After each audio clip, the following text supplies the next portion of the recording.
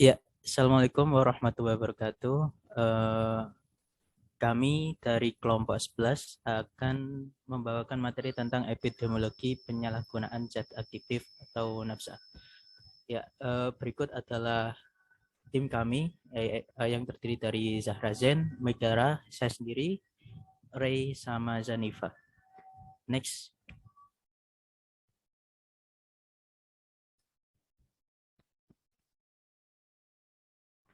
Ya, untuk yang pertama ada definisi. Zat aditif adalah bahan atau zat atau obat yang bila masuk ke dalam tubuh manusia akan mempengaruhi tubuh terutama otak atau susunan saraf pusat sehingga menyebabkan gangguan kesehatan fisik, psikis dan fungsi sosialnya karena terjadi kebiasaan atau ketagihan yang biasa disebut adiksi serta ketergantungan dependensi. Penyalahgunaan zat aditif adalah penggunaan salah satu atau beberapa jenis secara berkala atau teratur di luar indikasi medis zat zat tersebut sehingga menimbulkan gangguan kesehatan fisik, psikis dan gangguan fungsi sosial. Next. Ya, lalu ada epidemiologi penyalahgunaan nafza. Memang sulit diketahui secara pasti, tapi data global menunjukkan tren peningkatan penyakit ini. Di Indonesia sendiri, ganja merupakan narkotika psikoaktif dan zat aditif lainnya. Nafza yang paling sering digunakan setelah amfetamin. Secara global, diperkirakan 13,1 juta orang mengalami penyalahgunaan ganja pada tahun 2010. Prevalensi usia tertinggi adalah kelompok usia antara 20 sampai 24 tahun. Dan secara gender lebih sering pada pria dibanding wanita. Di Eropa, perkiraan 1% penduduknya mengkonsumsi kanabis atau ganja setiap harinya. Dan dilaporkan bahwa terdapat peningkatan penggunaan zat ini pada beberapa negara di Eropa. Di Amerika, penggunaan kanabis atau ganja meningkat dari 1,5 hingga 2,9% pada tahun 2012 sampai 2013. Di Indonesia sendiri tidak ada data kasus yang menunjukkan angka penyalahgunaan ganja secara khusus berdasarkan pendataan dari aplikasi SIN. Jumlah penggunaan narkoba dari tahun 2012 sampai 2016 per tahun sebesar 71,62% dengan penggunaan amfetamin 1,867 seribu mohon maaf 1.867 kasus, diikuti ganja atau kanabis 128 kasus dan ekstasi sebanyak 98 kasus. Penyalahgunaan nafza tidak menyebabkan mortalitas secara langsung, tetapi penyakit ini dihubungkan dengan penyebab kematian multifaktoral seperti adanya kecelakaan lalu lintas yang punya usus itu dikarenakan oleh pemakaian nafza yang salah gitu. Hipertensi, ya. Mungkin bisa next. Baik, kemudian ada besaran masalah, yaitu data yang akurat mengenai besaran penyalahgunaan narkoba ini secara umum memang belum ada seperti yang disebutkan sebelumnya. Namun kalau diperkirakan jumlah penyalahgunaan narkoba dan zat yang digunakan semakin berkembang. Setelah maraknya penggunaan amfetamin seperti ektasi dan syabu pada awal 90-an, maka belakangan ini berkembang ke arah penggunaan heroin dalam bentuk putau. Ditinjau dari jenisnya, ketergantungan narkoba merupakan penyakit mental dan perilaku yang berdampak pada kondisi kejiwaan yang bersangkut dan dengan masalah lingkungan sosial. Diperkirakan beberapa tahun terakhir jumlah kasus penyalahgunaan narkoba cenderung semakin meningkat, bahkan jumlah yang sebenarnya diperkirakan sesuai dengan fenomena gunung es.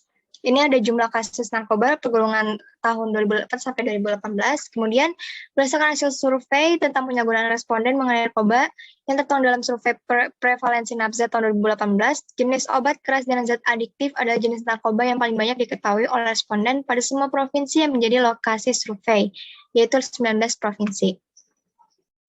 Kemudian ada faktor risiko. Faktor risiko yang pertama itu ada dari diri sendiri karena ketidakmampuan untuk menyesuaikan diri dengan lingkungan yang disebabkan kepribadian yang lemah. Kemudian ada keluarga atau orang tua yang dulunya adalah pengguna narkoba yang mengakibatkan anak-anaknya tidak dapat perhatian dan kurang kasih sayang dari orang tua serta keluarga tidak harmonis. Kemudian yang ketiga itu ada teman atau kelompok sebaya yang menjadi pengguna narkoba, pengedar narkoba, atau adanya rayuan dan ajakan untuk menggunakan narkoba, dan paksaan dari teman kelompok apabila kalau tidak menggunakan narkoba itu dianggap tidak setia kawan. Gitu.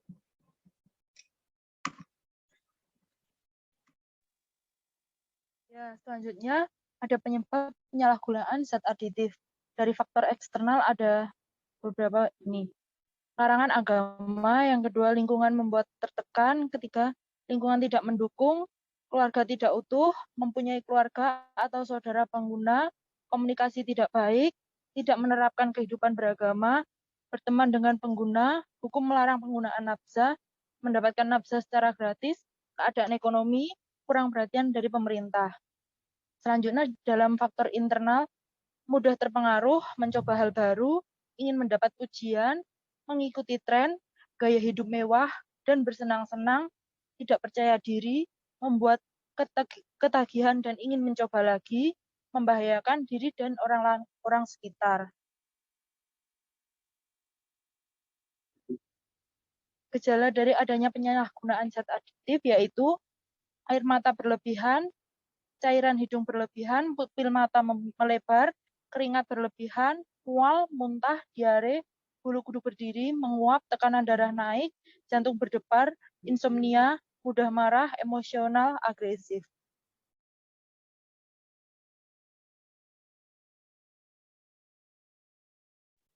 Baik, selanjutnya adalah diagnosis penyalahgunaan zat adiktif bisa dilakukan melalui 3 metode. Yang pertama ada pemeriksaan urin, di mana pemeriksaan urin adalah pemeriksaan narkoba yang bertujuan untuk mendeteksi obat atau metabolitnya yang menunjukkan pemakaian obat yang sudah diresepkan atau substansi ilegal dalam waktu yang belum lama sebelumnya. Bisa terdeteksi dalam urin setelah 24 jam setelah pemakaian nafza tersebut. Kelebihannya pelaksanaan yang mudah, cepat, dan memiliki biaya yang lebih rendah. Sedangkan beberapa kelemahannya adalah perlu dilakukan pemeriksaan kembali atau konfirmasi untuk memastikan hasilnya. Yang kedua ada pemeriksaan darah, di mana pemeriksaan darah adalah pemeriksaan narkoba dengan bahan darah tersebut dapat mengukur kadar obat maupun metaboliknya dalam tubuh pada waktu tertentu. Pemeriksaan darah ini dapat mendeteksi adanya nafza selama 3 kali 24 jam setelah pemakaian. Kelebihannya, hasilnya merupakan pemeriksaan paling akurat untuk mengukur intoksikasi obat, sedangkan kekurangannya adalah pemeriksaan darah ini memiliki biaya yang lebih mahal dan membutuhkan tenaga yang lebih terlatih. Sedangkan yang ketiga ada pemeriksaan rambut, di mana teknik ini adalah sudah dikembangkan untuk menganalisis narkoba dari rambut pengguna.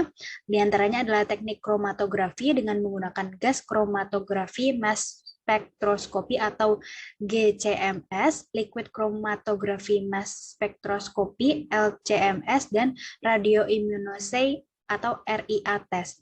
Kelebihannya, hasil yang didapatkan bisa mendeteksi sampai beberapa bulan pemakaian narkoba oleh pengguna, sedangkan kelemahannya perlu waktu untuk hasil diagnosis tersebut bisa keluar. Baik, selanjutnya adalah pengobatan atau terapi penyalahgunaan zat adiktif.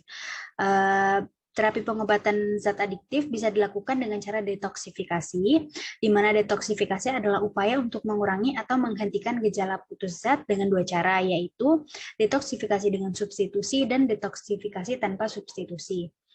Detoksifikasi dengan substitusi adalah dengan cara penurunan dosis secara bertahap sampai berhenti sama sekali. Selama pemberian substitusi dapat juga diberikan obat yang menghilangkan gejala simptomatik, misalnya obat penghilang rasa nyeri, rasa mual, dan obat tidur atau sesuai dengan gejala yang ditimbulkan. Sedangkan detoksifikasi tanpa substitusi, kondisinya adalah di mana klien hanya dibiarkan saja sampai gejala putus zat tersebut berhenti sendiri. Di next.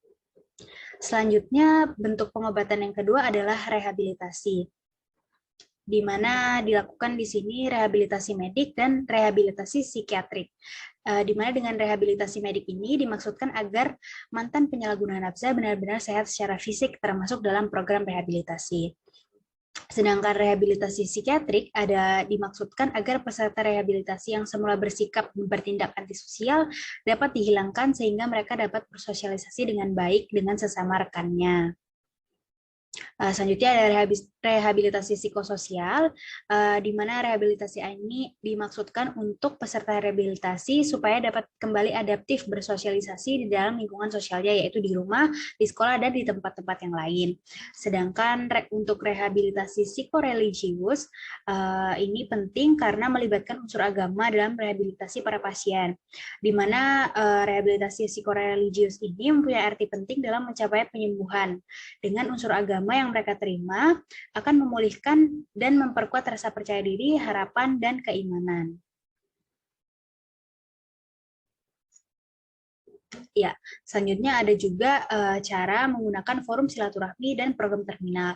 Forum silaturahmi sendiri merupakan program lanjutan, yaitu program atau kegiatan yang dapat diikuti oleh mantan pengguna zat adiktif yang telah menjalani tahapan rehabilitasi dan keluarganya. Tujuannya adalah untuk memantapkan terwujudnya rumah tangga yang sakinah, keluarga yang harmonis dan religius sehingga dapat memperkecil kekambuhan penyalahgunaan zat adiktif.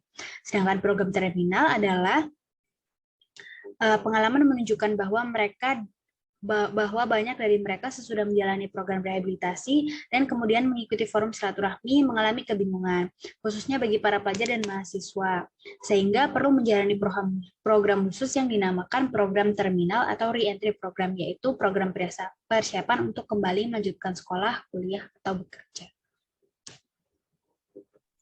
Selanjutnya, pencegahan penyalahgunaan zat aktif itu terdiri dari primer, sekunder, dan tersier. Yang pertama yaitu pencegahan primer, yang mana adalah mencegah seseorang yang sebelumnya tidak memakai zat adiktif untuk tidak mencoba atau memakai teratur. Kegiatan pencegahan primer ini terutama dilaksanakan dalam bentuk penyuluhan, penerangan, dan pendidikan. Kegiatan pencegahan primer terutama dilaksanakan dalam bentuk penyuluhan, penerangan, dan pendidikan. Kemudian pencegahan sekunder, yang mana pencegahan ini untuk mencegah seseorang yang sudah menggunakan agar tidak masuk ke dalam kelompok beresiko dan tidak menjadi ketergantungan atau adiksi. Kegiatan pencegahan sekunder ini menitik beratkan pada kegiatan deteksi secara dini terhadap anak-anak yang menyalahgunakan narkoba, konseling perorangan dan keluarga pengguna, bimbingan sosial melalui kunjungan ke rumah. Next. Selanjutnya, pencegahan tersier. Pencegahan tersier ini mereduksi bahaya yang timbul dari masalah-masalah penyalahgunaan narkoba dan adiksi, termasuk tindakan terapi dan rehabilitasi sampai seminimal mungkin menggunakannya atau bahkan tidak menggunakan sama sekali. Kegiatannya dapat berupa bimbingan sosial, konseling terhadap bersangkutan dan keluarga serta kelompok sebayanya, agar siap menerima bekas korban dengan baik dan jangan sampai bekas korban kembali menyalahgunakan narkoba tersebut.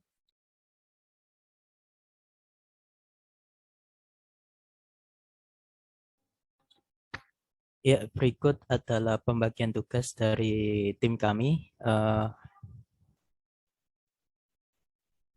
Kurang lebihnya dari kelompok kami, mohon maaf dan terima kasih. Wassalamualaikum warahmatullahi wabarakatuh.